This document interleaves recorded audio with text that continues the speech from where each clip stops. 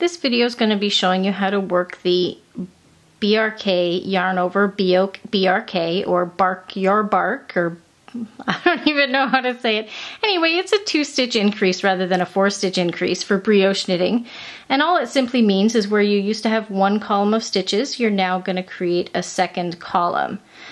Because brioche is always worked in pairs of 2, a brioche knit or a brioche purl stitch and a slip-one yarn over, so too are our increases and decreases.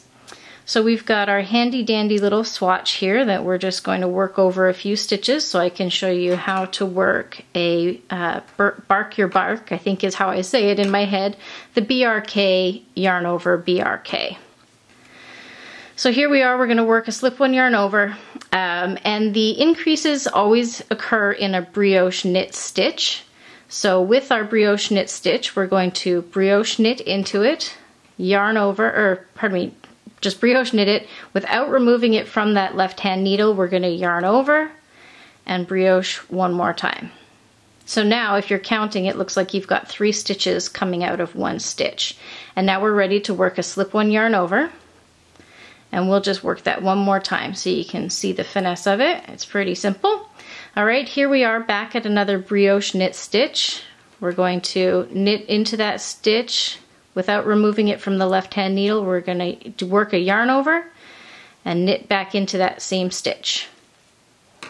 So I'm going to work to the end of the round and show you how to process those increases so that when you continue past the next round, you can knit brioche as normal.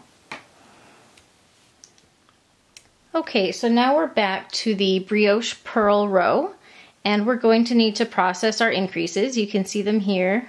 There's multiples of increases there, so we're going to brioche purl our way over there and figure out how to process those stitches so we can work on up in our work without any issues.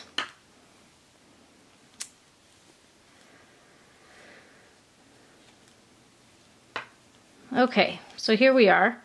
At the first increase, we need to work a slip-one yarn over into the first stitch. We're going to do a standard purl into the second because we don't have a wrapped stitch to do a brioche purl, and then we'll do a slip-one yarn over to get out of it. So we've now just worked all 3 stitches. We'll do that one more time. We're going to brioche purl our way over to the next increase. Here we are again. You can see we've got our 3 stitches worked into the single stitch. So we'll work the first one as a slip-one yarn over, bring our working yarn to the front as if to brioche purl, but because it's not a wrapped stitch, we're just going to work it as a standard purl 1, and then work our way out of the increases with a slip-one yarn over so that we're ready to work our brioche purl now to the end of the round. I'll just finish going here and show you what those increases look like, and then you'll see that the pattern is back to what it should be so that we can continue on up the work in our standard brioche knit and brioche purl work. Oops, almost. There we go, gotta brioche purl that sucker. Oh goodness, gotta love these brioches on the end of a round. Okay, here we go. So now you can see that we've got an increase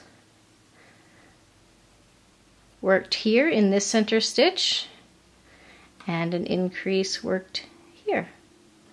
Whoops, let's get that out of the way. So you can see now that we've got our pattern of a single stitch, a brioche stitch, a single stitch, a brioche stitch, single brioche, and that's it. That's as difficult as BRK yarn over BRKs or brkyobrks or however you want to read it. That's all as easy as it gets.